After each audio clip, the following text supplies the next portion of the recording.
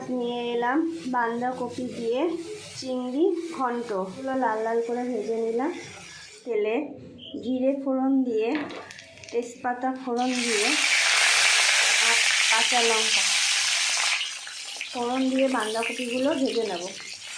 নুন আর হলুদ দিয়ে ভেজে নেব।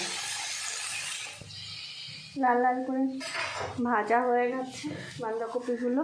এবার আদা বাটা, শুকনো লঙ্কার গুঁড়ো আর জিরের গুঁড়ো দিয়ে আর একটু ভেজে নেব।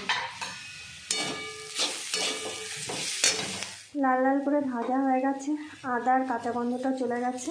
এবার চালের গুঁড়ো দেব। চালের গুঁড়োটা ভালো করে মিশিয়ে নেব। ঢাকাটা তুলে নেব। হয়ে এসছে প্রায়। এবার চিংড়ি মাছগুলো দিয়ে দেব। এগুলো ভালো করে মিশিয়ে একটু ঢাকা দিয়ে দেব। হয়ে এসছে। এবার ধনেপাতা ছড়িয়ে নামিয়ে দেব। চিংড়ি দিয়ে বাঁধাকপির ঘন্ট। এই রেসিপিটা যদি আপনাদের ভালো লেগে থাকে তাহলে একটু লাইক করবেন আর কমেন্টে জানাবেন কেমন হয়েছে।